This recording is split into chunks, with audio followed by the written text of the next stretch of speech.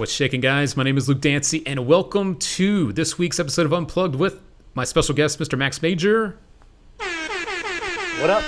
He is the last magician standing on America's Got Talent right now. I am super stoked because I don't just know Max from this. You guys might know him from AGT, and a few of you might know him from some of his other stuff that he's done over the years, but he and I go back, like 20 years? At least, yeah. I think you and I first met at a magic convention. I must have been maybe 14, 15. I think you were around 17, 18, something like that. And that was the start of a very long and wonderful journey together through the world of magic and conventions, and your early work with Chris Angel, all of my endeavors. I mean, so it's been really cool to watch everything you're doing and watching you grow. And we've worked on projects together in the past. Yep.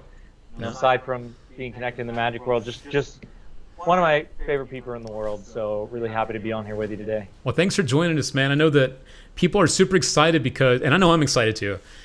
You're on the world's biggest stage at the moment. You are on America's Got Talent, which is in a it's in a weird space this year. And we're going to talk a little bit more about that. But an interesting season, that's for sure. It is. That's a very good way to put it. It's different, for sure. Yeah, I mean, for us competing and also for anybody watching, from home, it looks and feels a lot different. But I think it's actually been pretty cool how they've been able to adapt. There's not a whole lot of television being made at all right now. So the fact that they've found a way to continue, as they say, the show must go on. Pretty inspiring to see how they're using technology, and it's kind of grown each round, right? Like my audition round was entirely virtual from my home. Then the next round with the judge cuts, I got a little more support from them performing over Zoom, but with some TV cameras on each end. And now, as you saw last night, the live rounds are starting with this sort of virtual stage they've built where they have hundreds of people, almost like this 360 screen with hundreds of sort of virtual audience members, and then everyone social distance, of course. So it's been evolving and it's changing every day. I'm learning more, and obviously the situation with COVID is changing every day, so they're kind of staying on top of that as well. But it's been a really interesting ride so far, and I just getting ready to go into the live show, so I'm sure it's going to be even more crazy. Yeah, we'll all be rooting you on, man. That's for sure. You know that. And I did want to say one thing before we go any further, and I mentioned this to you before. I know he's on AGT right now, guys. Unfortunately, because of copyright strikes and all that, I can't show any of the footage from the show. I've got pictures, but I can't show footage or else they're going to pull down the feed. So I wanted to mention that. I want to, but Max, I can't. I'm sorry, man. Yeah, and it's pretty easy to find it online. If you go on AGT's YouTube channel, you can watch both my audition and my judge cuts, and you'll kind of see the evolution of my journey on AGT. The auditions were very interesting because I had no plans of being on the show. And if you were watching America's Got Talent this season, you'll have noticed how gradually COVID crept into the show, because the early rounds are pre-recorded. So in the beginning, you saw the typical full audience. And then you noticed later episodes, they were still in the theater with no audience. And then it got to a point around March where they weren't even able to be in the theater at all, even socially distanced. And so I guess at that point, they hadn't finished auditions. They needed a couple more acts. And they asked me to audition over Zoom for what I thought was a web series. I had no idea it would ever be anything more. It was on a web series they made called The Show Goes Online. And I got a call to come back for judge cuts, and I was shocked. I thought it was probably just going to be that one performance, and that was it. And judge cuts was an awesome opportunity because I had a little more time to plan, and I got a little more support. They had me on this beautiful rooftop, overlooking the Vegas Strip with TV cameras on both ends, and so it still was remote, but a little more production value. And so I'm pretty pumped because I think I'm one of two acts in the competition that actually came through from the online auditions. And so it's kind of wild that I've never actually got to meet the judges or even perform for them in person, and yet here I am in the quarterfinals. So kind of just crazy journey so far.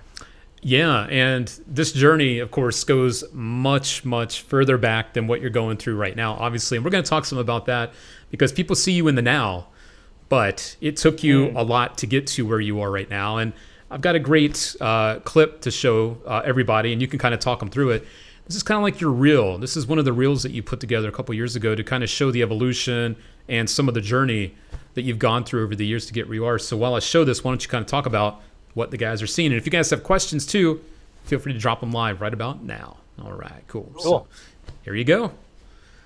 The reel. Oh, yeah. So why don't you talk about what they're seeing here as you are going through the motions of your shows, all the stuff you've done over the years? Yeah, this is a video that plays before I walk on stage, back when there were stages, for corporate events, and it just kind of highlights some of the stuff I've done over the years. I've gotten really into hypnosis in the last about 8 years, but I've done hundreds of TV and radio appearances to kind of support my live shows. A lot of local news, a lot of sports radio, kind of you name it. Been on the Today Show. There I am with Al Roker, and kind of gets the crowd pumped up, before the show starts, before we go live. And then, of course, there's some social media content mixed in there. I've been shooting videos for the internet for at least the last 10 years, probably more than that. But I predominantly earn my living performing at corporate events and conferences. That's what I've spent the last about 15 years doing, kind of evolving that business. And really, it's been in the last 2 or 3 years that I've kind of made this shift towards a more public career. So doing theater shows, kind of a theater tour, working on getting my own show here on the Strip, putting out more internet content. But yeah, it's just, I guess in a way, just been a journey from the very early days doing, kids' birthday parties. I just did, traditional magic, and was doing birthday parties for 6 and 7-year-old kids in the neighborhood for $20. Until 20 years later, now performing on some of the biggest stages around the world, huge crowds, amazing clients. But I think all of that, even the very early shows for those small local crowds, all kind of formed the core of who I am as a performer. So I definitely encourage people to not look down on those types of events. It's a lot of times you think of like a kids show, because I cut my teeth doing kids' birthday parties for probably from age 14 to 23 or 24, and even a kid's birthday party is a chance for you to learn things as a magician, whether it's timing. I've had magicians say to me, like, oh, I don't want to do kids shows, but I never saw them as kids shows. Like, I always performed like real magic, like adult caliber magic. It just happened to be that there were kids in the audience, but the parents would watch, that kind of thing. So that's where you learn timing. That's where you learn to be spontaneous, to improv. You can, work on your magic, work on your chops, even in a setting like that. I was very lucky that I had a mentor early on. His name was Denny Haney. He ran a magic shop that I know, that which was called the Denny and Lee Magic Studio. Yeah. It was sort of one of the last great brick and mortar shops before he passed away a couple of years ago. But Denny said to me, like really early in my career, to say yes to everything. And I think that was some of the best advice I ever received. And I actually hear a lot of people giving the opposite advice today, which is like, oh no, you shouldn't work for free. And if you work for free, you're worth nothing. And I think that couldn't be further from the truth. That early experience performing on as many stages as possible, even if that stage was somebody's living room, that laid the groundwork and the foundation for the performer that I would become. So certainly wouldn't shy away from doing free shows or volunteering your time. Any stage is really an opportunity to get better at your craft. Well said. First question coming in is a doozy. I hope you're ready for this. I'm ready. Hit me. Anything you got. Our friend over on YouTube, Yeet Bao, says, what would he do with the $1 million if he won? So if you won AGT, obviously you get the show, you get to do Vegas and all that. But with the money, what would you do with that? Do you have any plans? It depends. Do they give it to me in a lump sum, or is it an annuity? I don't know. I don't actually know the terms of it. If it's an annual salary for 50 years, I don't know. I think then we're talking 30, 40 grand a year. So I don't know the mechanics of the payment. But let's assume that it is a $1 million lump sum. What would I do? I would use it to fund my dream, which is launching my own show on the Vegas Strip.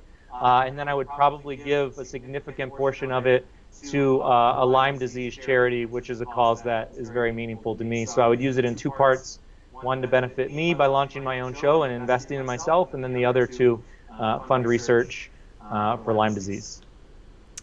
Very cool. And I know you've been very public with the Lyme disease. You were on was it the Today Show, or which one was it? Yeah. If people want to look that up, they're welcome to learn a little bit more about that. But long story short, I became very sick. I didn't know what was wrong with me, kind of mystery, kind of illness. If you look up Max Major Today Show, you can find it. Turned out it was Lyme disease, and as a result, I had to stop performing for about 2 years. I went from a full performance schedule, traveling all around the world, to all of a sudden I had to say no to all the gigs and all the calls, and became very quiet and kind of focused on myself for a couple of years. And I'm happy that I'm on the other side of it now and I'm back to performing. Really, only about 6 months before COVID, I had kind of gotten back on stage and back out there. Yeah, it's something that affects a lot of people, and a lot of people think it's just a simple thing. You get bitten by a tick and you move on with your life. But for me and for many, that wasn't the case. I gained a lot of insight in that journey as well. Had a lot of time to think about my career and how I got to where I am and what I wanted to do on the other side of this. And I kind of emerged from it with this new vision, this new lease on life. So you hear people say it all the time, but it really is one of the best things that ever happened to me, because without it, I wouldn't have pressed pause on my life and started to reflect. And I think that's something that sometimes your body will do to you. Like, if you don't stop, I'm going to stop you. And I think I had been going so hard for so long, my body said, okay, enough's enough. But really, really glad to be on the other side of that now. And this opportunity with America's Got Talent, kind of the icing on the cake, sort of emerging from a couple of years of not performing and now being back on stage, and then getting invited to perform on the biggest stage in the world at a moment when the world is shut down. I mean, the timing of it, I couldn't be more grateful for. It's really wild the way that life works sometimes. You betcha, man. You betcha. We had a friend over on YouTube. He goes by Big Ed. I don't know if this is the Big Ed from 90 Day Fiance, but he says, it has his picture. Can you give my nephew Darren a shout out? Give Darren a little shout. What up, though? How's it going, Darren? There you go. All right. Good. Another question coming in here from Frankie Valley, my boy over in California. He wants to know, where does your creativity come from? That's a great question because we're all different. Okay. Yeah, so I had this limiting belief for a long time that creativity was a talent that some people possessed and others did not. And I believed that I was in the category of not creative. And so I leaned a lot on collaboration and research, because I felt like that was a muscle that I didn't have, or a gift that I wasn't born with. And it actually was many, many, many conversations with Kaylin Morelli that started to create a shift in my mind, that creativity actually wasn't a talent. It wasn't something that you had to be born with or gifted with, that it was just a muscle. It was just a skill. And it turned out that I had spent my entire life working on the skill of performing, but I just hadn't spent much time working on creating or creativity. And I had a little retreat with Kaylin about 3 years ago. We spent a month at a beach town just creating. And I realized that it's kind of a process, and you sort of put the work in. And so where does my creativity come from? It comes from, one, a realization that we all are creative. We are creative beings. That is how we're wired. A realization that it is an exercise, not a gift or a talent, and repetition. And so I fuel my creativity by taking in information from as many sources as possible. So I watch TED Talks, I watch YouTube videos, I watch TV shows, I watch movies, I read books outside of magic. I mean, inspiration comes from every aspect of life. You go to a coffee shop and you see a design with a table and you go, wow, that's beautiful. What is it that's beautiful and elegant about that? And how can I translate that to a rule for my stage set or for my own performances? And so I find that most of my creativity is external, and then it's the act of creating. And the other limiting belief I had was that creativity was an isolated pursuit, that it's something you performed in a bubble, in a vacuum, that there was this lone creative genius that locked themselves away and they emerged with these big ideas. But really, the more research I did, I found out that creativity was actually a result of a movement a lot of times. A lot of these great creative artists in the past were actually part of a scene or a culture. And so really embracing collaboration.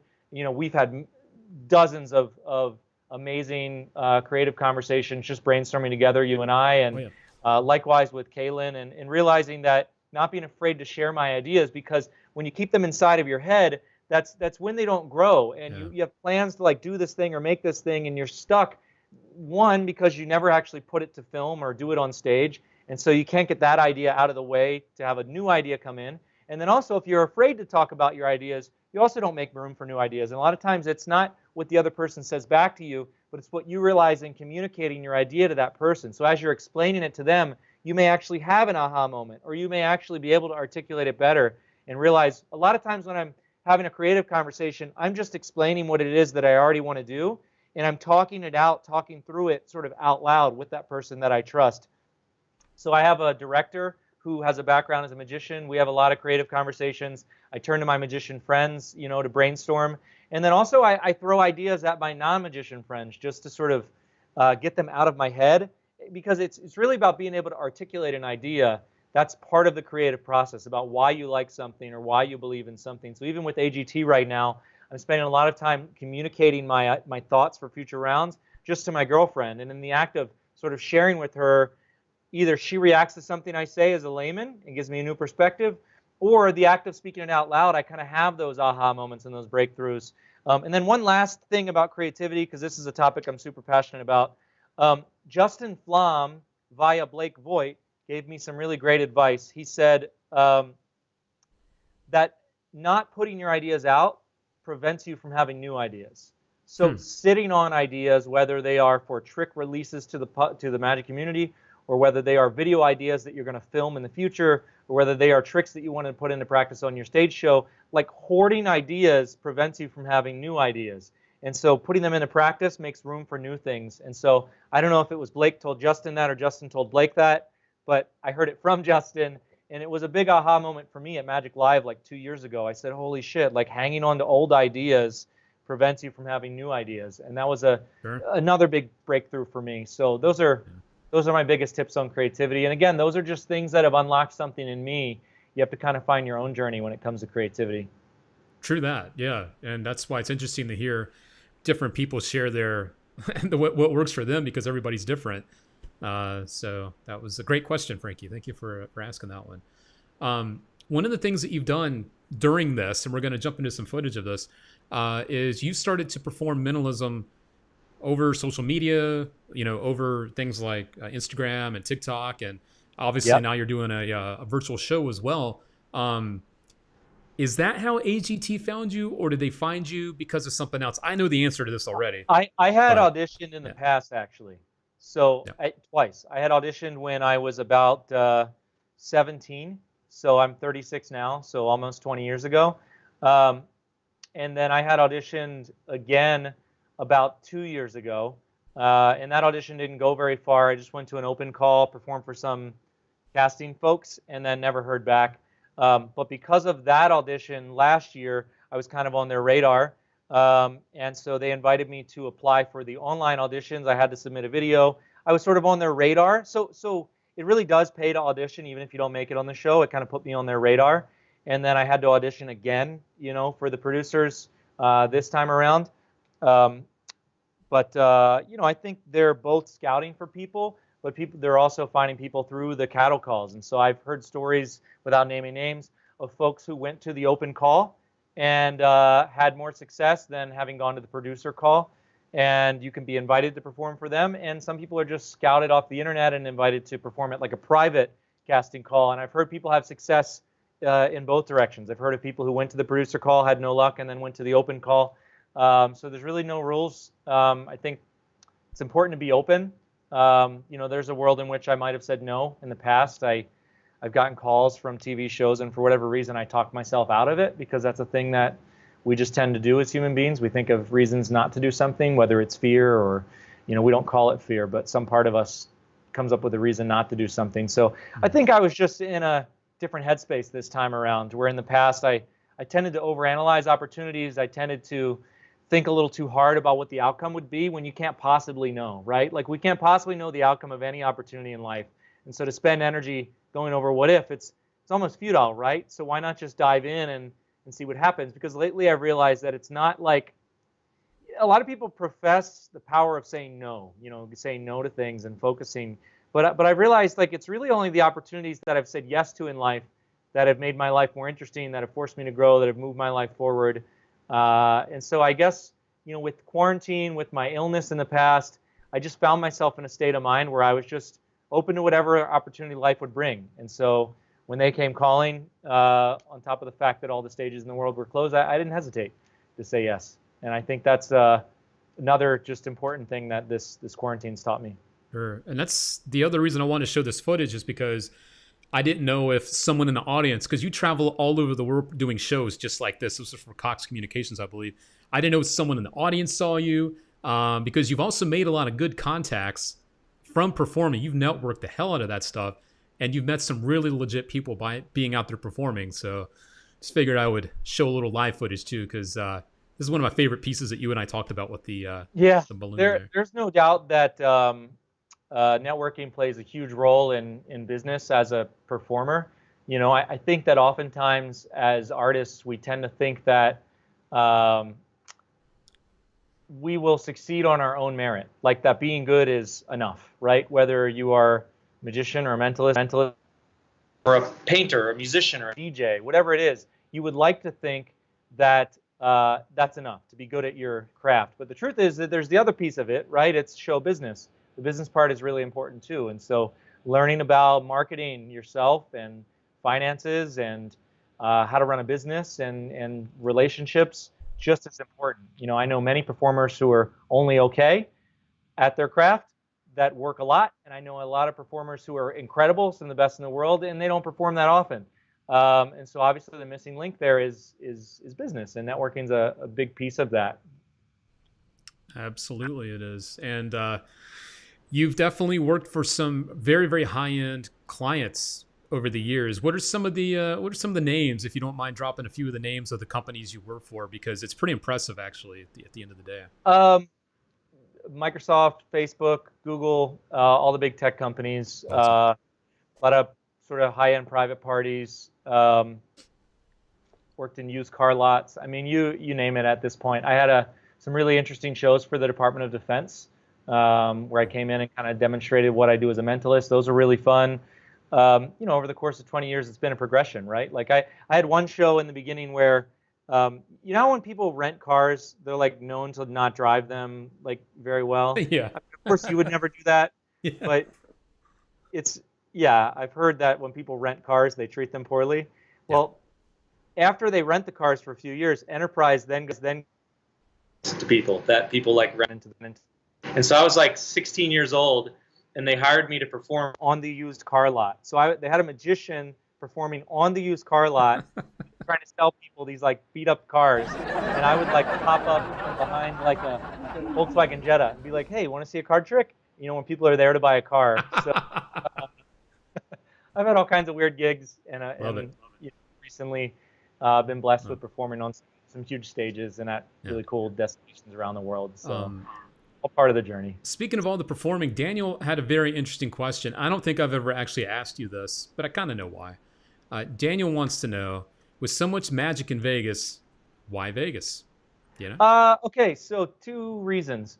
One is because my business is not linked to where I live. So I can live anywhere in the world because I travel to all of my gigs. And so first and foremost, I love Vegas. So it's a place I love to live. I love the weather. I love the heat.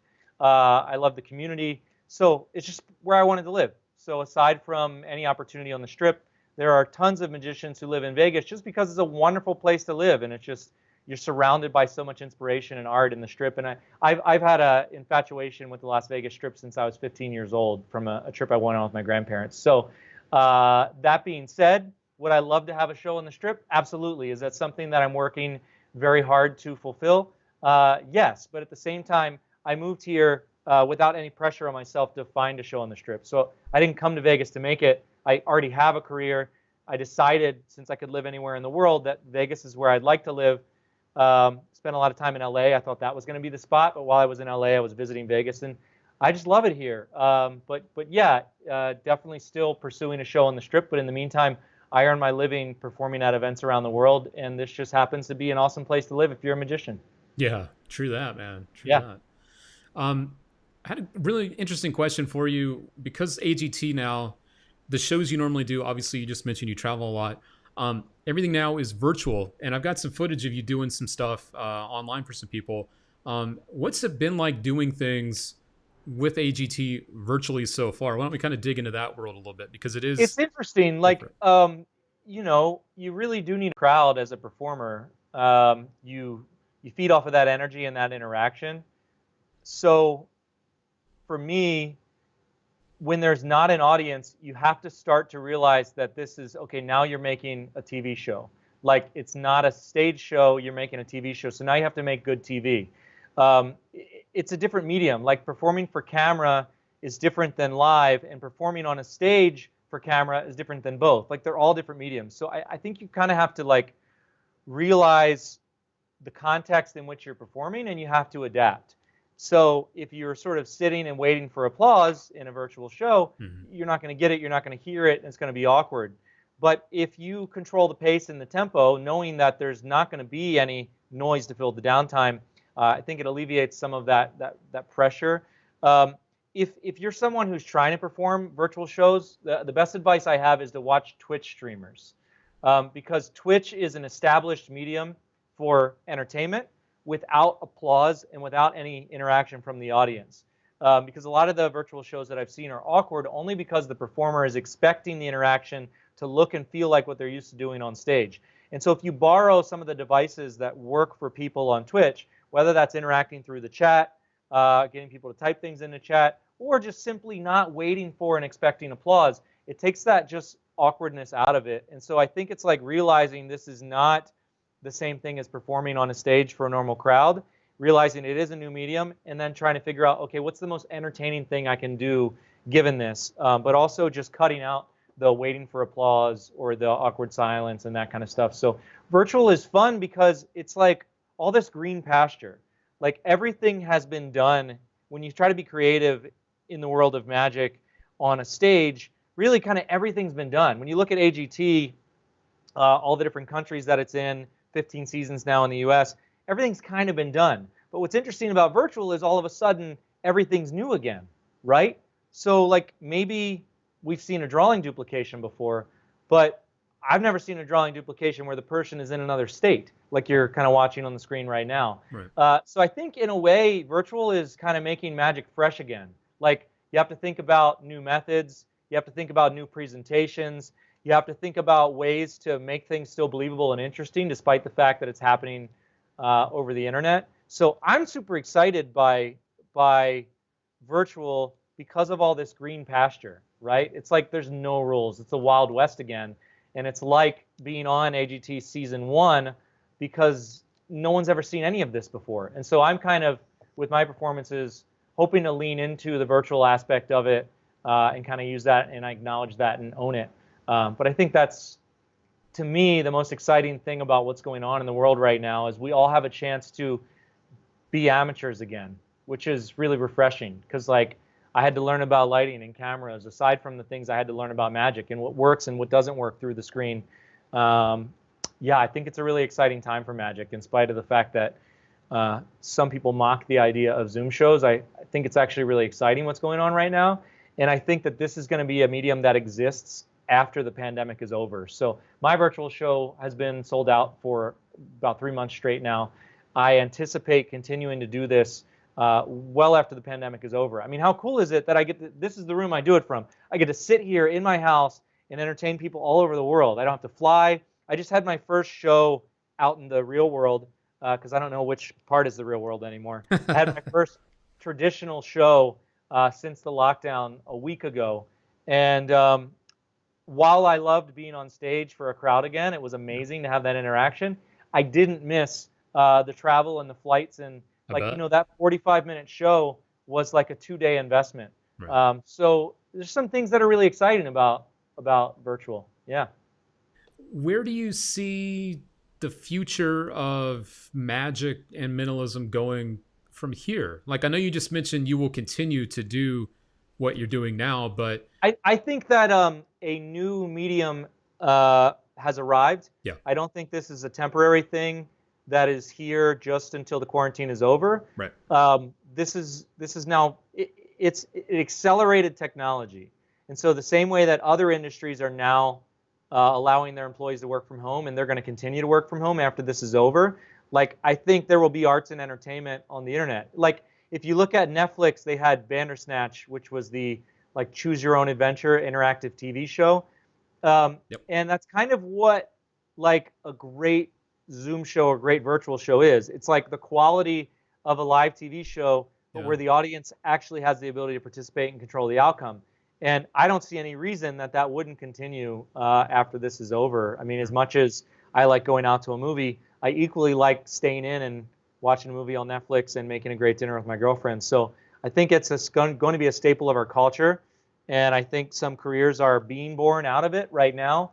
And you know, I think that certainly the Vegas Strip will reopen and the shows will be packed eventually. but that's going to be a little slower. I mean, live entertainment's going to be one of the last things to come back online, just because bringing a lot of people together in a single room will be like sort of the most risky last part of our economy to reopen. So in the meantime, whether or not I ever do a virtual show again, I've learned so many skills as a result. So just the pure experiment of creating a virtual show, There you go. you learn about lighting and cameras and editing and all of these great skills that you can use for the rest of your life. Like you and I always talk about how like every project we've ever had has somehow served the next chapter of our life. True. Like if you look into the rearview mirror, it always makes sense. We had a project called the Magic Session where both of us learned about live streaming, like before this was ever really a thing, and then you took that into your work with Murphy's and the show you're doing here, and I carried that into my online content. So yeah, I think that this is an incredible opportunity for people to learn new skills that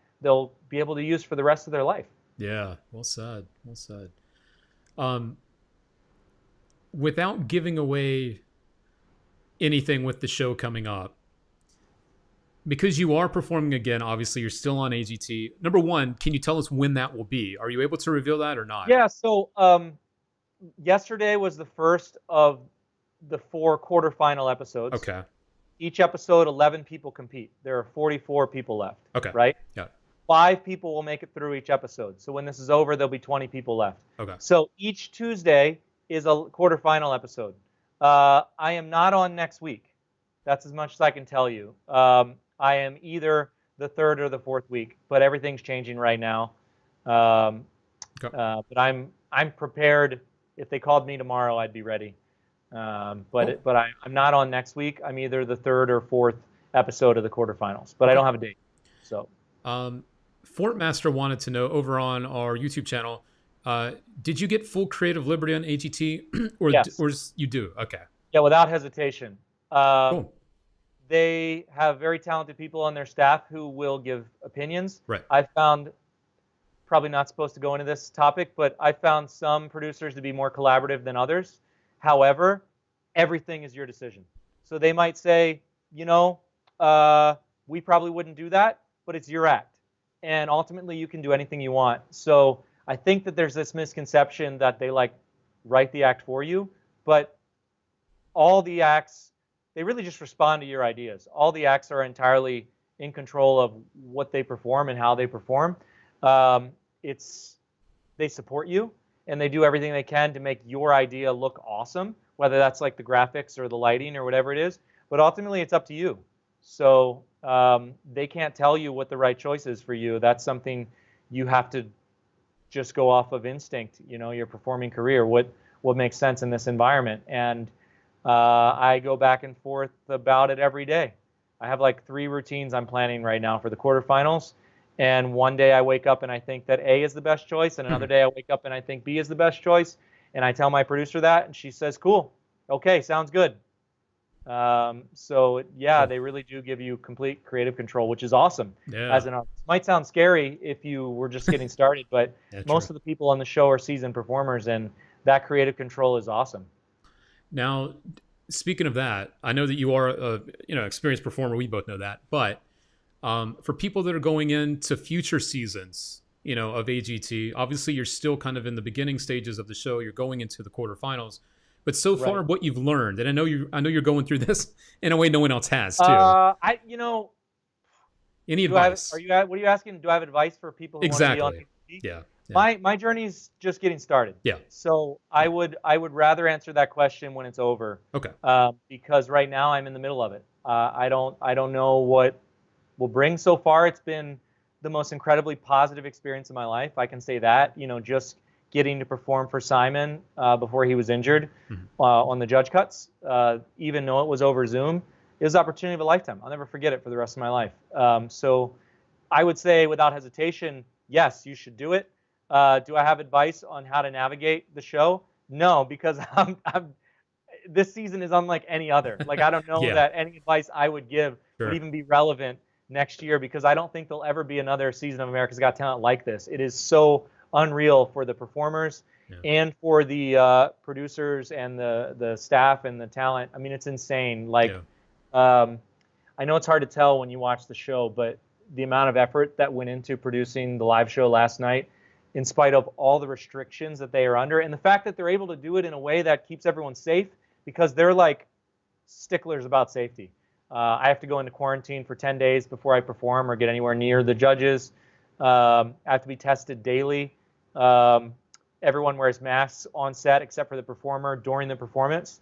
They're really strict about safety, so that's cool as well. That's very good to hear, especially when things are moving so quickly. It's good to know that they're not letting that slip, because it shouldn't slip, especially right now. Yeah. I know you can't give too much advice on that, but I know something that you can give some advice on if you're up for it. Alejandro says, hello, Max. How to improve your stage presence over nervousness. Now, as someone that's been a performer pretty much your whole life, you have to have some advice when it comes to getting over being nervous. I'll answer that. Alejandro, if you're still here, I'd love a little context. So if you can just type a message with how long you've been performing and what kind of stuff you do, that'd be great.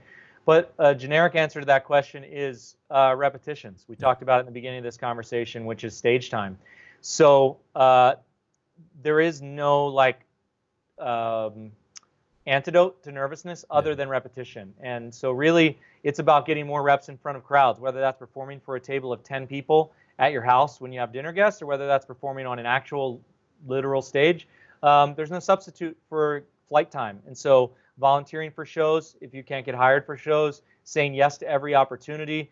The other antidote to nervousness is preparation. A lot of times nerves come from the fact that you aren't prepared enough.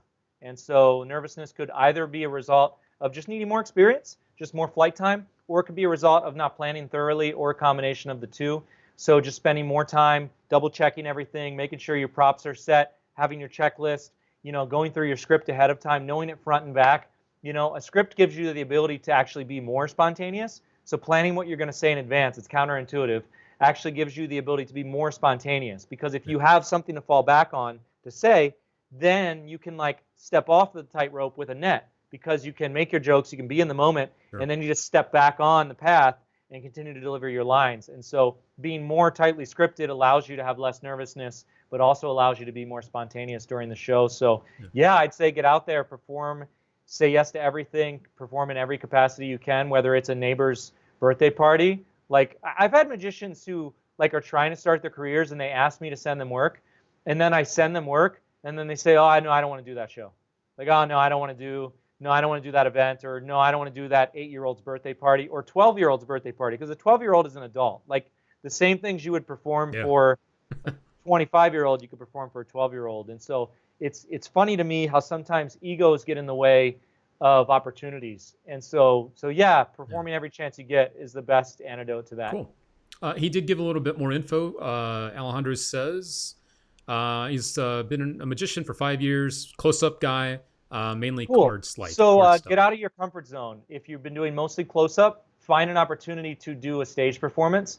That's going to force you to level up everything you're doing, because now you have more attention on you than you do when you do a close-up show.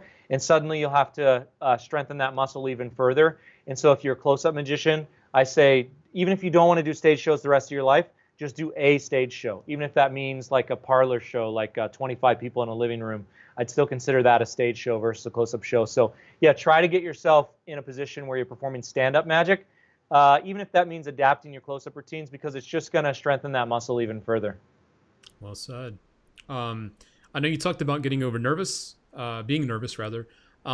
Danny Leclerc, he's kind of new to this stuff, and in general, he wants to know if you have any advice for beginner magicians just starting out. So anything to share? Same advice, perform as often as possible. Like I'm so lucky that I had that advice growing up, because I walked into a magic shop and the first thing that the guy behind the counter did was help me put together a show for people. He's like, okay, you're going to like put together an act, and you're going to do this act for someone at some event somewhere. And that was the path I started on. Rather than just learning a trick to do for my friends, I started with the mindset of like, oh, I'm going to create a show. So try to create a show, like 20 minutes of stuff, even if you just string together all of the close-up routines if that's the best you can do for a structure of a show. Start with your second best trick and end with your best trick, and put the other shit in the middle. Like and do that as often as possible, even if it's for family gatherings or friends. The other thing is just to explore things outside of magic. So like let your other hobbies inform who you are as a performer. dabble in, if you're a close-up guy, learn a little bit of like stage magic, learn mentalism, learn hypnosis, like dabble in different areas of magic to find your voice.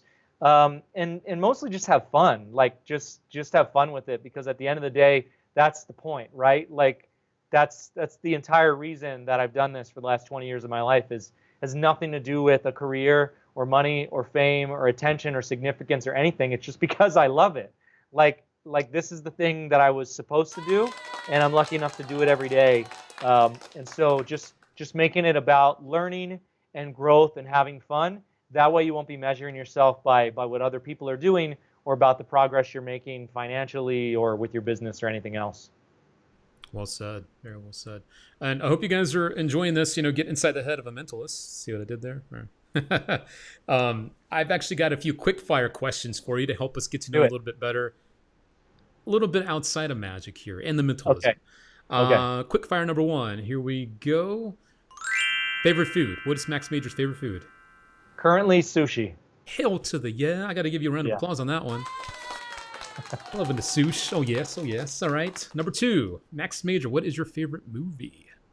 The first thing that popped into my head was Silence of the Lambs. Ooh, okay. Yeah. Okay. All right. Favorite movie? Silence of the Lambs. Okay. All right. Question number 3. Quick fire. Here we go. Number 3. If you weren't a magician / mentalist, you would be a... teacher. Yeah, I've always felt like that's sort of my second calling in life, is being a teacher. I don't know what form that will take, as my career progresses or as I evolve as a human being. But yeah, I think a teacher in some capacity. If it had to be completely outside of magic, probably, like if I had to quit today and start the thing tomorrow, I'd probably be a college professor in business or entrepreneurship, because it would be really fun to meet someone at that point in their life where they're getting ready to take the leap into either going to get a job or starting their own business. And it'd be really cool to be that voice in someone's ear to maybe forge their own path versus going to work for someone else. Very cool. All right. Question number 4, quick fire. Here we go. Number 4. When's the last time you did something for the first time? A couple weeks ago, AGT, yeah. Okay. Other than that, that was the newest experience. All right. For sure, performing virtually for AGT. The last time I did something for the first time, today. I've been helping my girlfriend set up a stream for Twitch for gaming, cool. And I'm like learning how to use a Windows PC and how to set up Streamlabs and do overlays and graphics and stuff. And so, I'm always up for. She's like keeps thanking me for helping, and I'm like, you don't have to. Like, I love learning this stuff. I love exploring, learning a new skill. So, yeah, today. All right. That's all I got from the quick fire round. So you're safe. You're safe now. So congrats, you made it through. All right. People were asking me earlier about you've started to release some stuff on the Magic Market. Do you have plans to do any more of that, or is that something that you think you might step away from? I don't know if step away from is the right word, because I've only ever released one effect, so I don't have like a career of releasing products. That's fair. I have nothing against releasing products. It's just never been my focus. Yeah. Like, we have limited time on this earth, and how each person uses it is up to them and what's the right choices for them. I don't have any plans to release any effects right now, but I don't have any plans to not release any more magic for the rest of my career. So it's just not my focus right now. Obviously, AGT has all of my energy and focus and attention. But aside for that, I've always focused on my performing career. I've always earned my living as a performer. That's just been where my attention has gone. I had a lot of fun releasing my first project, and I love seeing people perform something that I created. It's really cool to like not keep something to yourself, especially if you think it's a tool that so many people can use. So it was an interesting experiment. I'm really glad I did it. I have no current plans to release anything, but that doesn't mean I won't. All right. Fair enough. Something I meant to ask you in the beginning that we can kind of come full circle on as we start to wrap things up. Dave Rothberg wanted to know, and I know the answer to this one, I'm pretty sure. Who was your initial influence to performing magic, especially the way that you do it? It's a great story if it's the one that I think you're going to tell. What story do you think I'm going to tell? I'm thinking it's the one about your dad and the hypnosis and all that stuff. 'Cause that's a Yeah, yeah. pretty good story. So, my dad in hypnosis was a big shift. I, like everybody else, had early just exposure to magic's a thing you stumble on as a kid, like every kid, and it speaks to some people. We know this. We all know this. My earliest influence was I was in high school. I was in my freshman year, ninth grade, and there was a senior, 12th grade, in the library. I didn't know him, but I was like walking through the library, and I looked down one of the rows of books, and this guy was against the back wall practicing billiard ball moves. So he had it was practicing billiard balls, and I was like, "Are you doing magic?" It was like the first magician I ever met in person, and he's like, "Yeah." And I'm like, "I'm a magician too." And his name was Chad Rabinovitz. He's still my director today. So we met over 20 years ago, and we still work together. Another really close friend. But he took me to Denny and Lee Magic Studio. I'd never been to a magic shop. That was the most impactful single event in my magic life because I met Denny, who is just a legend. He started so many careers. So blessed to have met him. He gave me that advice about focusing on being a performer, saying yes to every gig. And then I was a magician. I was doing kids' birthday parties, 14, 15, 16, 17 years old. Next big shift came when I was 18. My dad went to see a hypnotist, or hypnotherapist, so he could quit smoking. And he didn't tell us he was going to go. He just went and he saw this guy, and he came home, and he never smoked again. And I was fascinated by this because up until that point in my life, I thought hypnosis was fake. And here, all of a sudden, this stranger had changed my dad's life with his words, and I was fascinated. I mean, I felt like this was a actual superpower, which it is, using your words to literally shape someone's behavior. And so I started learning hypnosis, which got me really interested in the mind and the actual magic of the mind, because we are magic. Like our brains, the way that we work, the way that we think, consciousness. What the heck is that? Like, we are magic. And it really got me thinking about the mind. And that led me down the road towards being a mentalist and starting to study psychology and body language and marrying that with my background as a magician. And that's all a mentalist is. It's the marriage of the showmanship of a magician and a little bit of repackaging and presentation based on, hopefully, real-life science, and of course hypnosis being an art in and of itself, separate from mentalism, that I think adds a lot to magic performances. Even if you're just learning hypnosis, it is an awesome tool for learning confidence and delivering lines and controlling attention. I would suggest any magician, whether you're a mentalist or not, learn the basics of hypnosis, because if anything, it'll just make your presentations a little more interesting. But you might find that you actually learn how to be more influential or deliver a convincing line or control an audience's attention. Hypnosis is all about controlling attention. I think it makes you a really powerful performer, even if you're not doing classic, comedy stage hypnosis. Yep. And we got plenty of that, as you know, right here in Vegas. I realize it's a really hard subject to learn, so Yeah. I'll give 2 time savers if you want to learn hypnosis. Oh, cool. Okay. The Manchurian Approach by Anthony Jacquin was the first thing that I saw or read that actually made sense, because Anthony Jacquin has a background as a magician. So it's hypnosis taught through the lens of a magician and how to incorporate it into magic performances so that you're not starting from scratch. Because we have a huge advantage as magicians, as we already have a skill that we can demonstrate and perform. So if the hypnosis doesn't work in the early days when we're learning it, we can fall back on magic. Where if you're learning hypnosis and you're not a magician, like, what the heck do you do when it doesn't work? You're just like, you better be really funny. So Manchurian Approach was awesome because it's like hypnosis by a magician for magicians, and he's an expert. And then the other one was a book called Deeper and Deeper by Jonathan Chase. It's a paperback that you can get on Amazon used for a couple bucks. And Jonathan Chase, I believe, taught Anthony Jacquin, or at least influenced him and his father. So there's a lot of overlaps, because you'll see there's a lot of different techniques and worlds in hypnosis. And so you kind of have to find an approach that works for you. And I think as a magician, I suspect that you'll have the same experience I had. That Manchurian Approach by Anthony Jacquin, you'll actually get it for the first time. Like, it'll make sense to you, where some of the other books are like, am I really going to line people up in chairs and like qualify them and send them back to their seat? Like, I perform in restaurants or living rooms. Like, that's That's not going to work for me. And so his approach was more the casual kind of street magic style of hypnosis, and it just really clicked for me. So those two resources hopefully will save you a lot of time if you want to dive in. Have you been hypnotized, Max Major? Yes and no. I went to a hypnotherapist. Okay. And to work on some like sleep stuff. Yep. And so I guess yes is the answer. I thought I wasn't hypnotized, and then she played me back the video of our session, and I didn't remember any of it. So clearly I was hypnotized. Wow. So I would say no, I've never been hypnotized, but I've seen a video of me hypnotized. So I guess yes is the answer. Wow, that's pretty rad, man. That's cool. All right.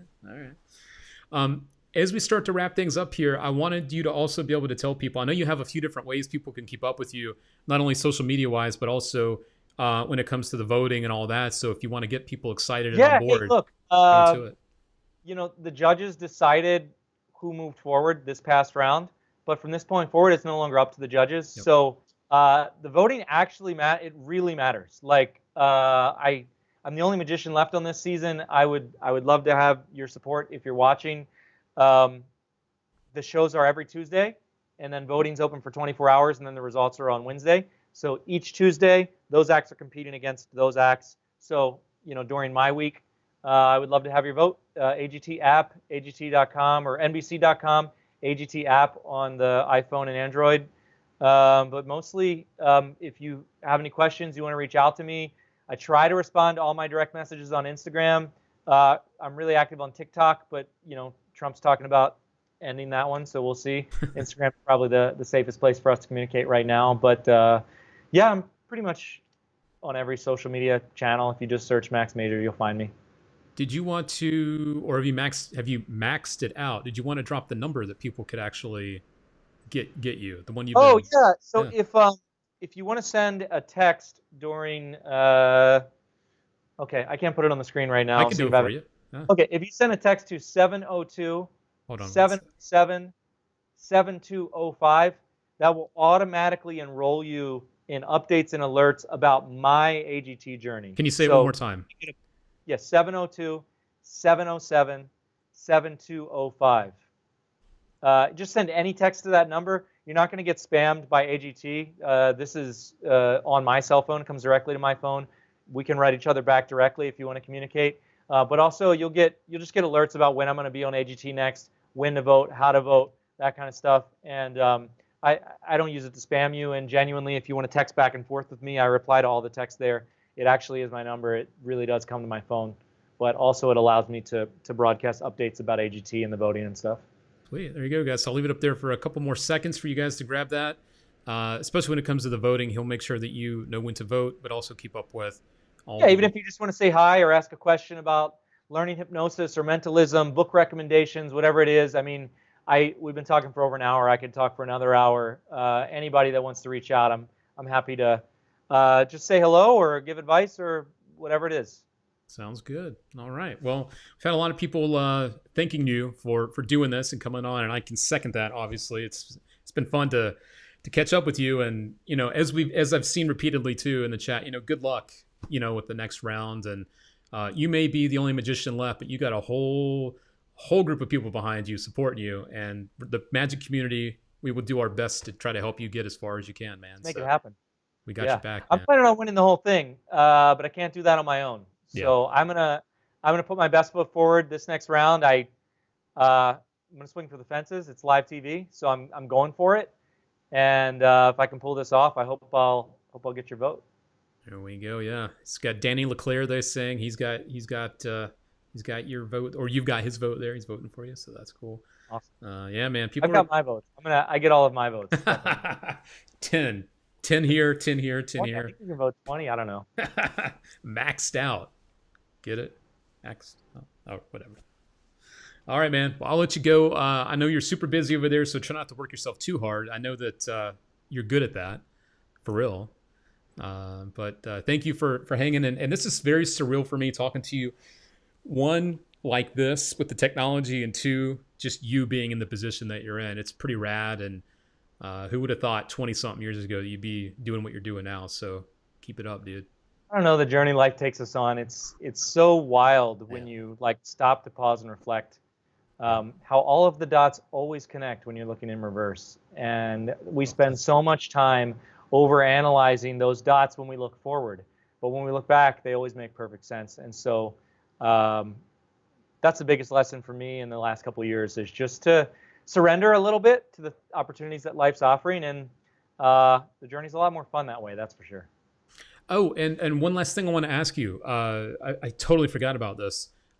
If people would like to see your virtual show, I know it's great for families and stuff like that. Are there tickets available? Yeah. If the next show is September 5th, I had to put it on hold for AGT because the production schedule for the next couple weeks for the live TV. But the next one's September 5th. MaxMajor.net if people want to get tickets or more info. That's also where all the new dates go up as well. But it's a super fun night. I mean, I'm biased, obviously. I created the show, but genuinely, it's a really, really fun hour that we'll spend together. And I think some of the things that we're doing with the technology as well is super innovative. So I think you'll really enjoy it if you're a magician, and your family will too. Cool. And that's called Remote Control. So you guys look up. Yeah, and if you're gonna come to the show, send me a message so I'll know you'll be there. I'll stick around, chat with you afterwards. Always try to do that. If any friendly faces are in the crowd, makes it a lot more fun for me. Sweet. All right. Well, I'm glad I just thought of that, because I'm sure there's people out there that would love to be able to experience that. And again, it's great for the family. So if you guys have some family over, sit down and have Max Major mess with your minds for an hour. Sounds like a good time. Oh yeah. All right, sir. Well, I'm going to let you run. I kept you way too long. I went over the time I told you, so thank you for that. I appreciate it. Round of applause coming in for you, and to all you guys out there as well for the great questions and all that. And don't forget to vote for him. Help him get as far as you can.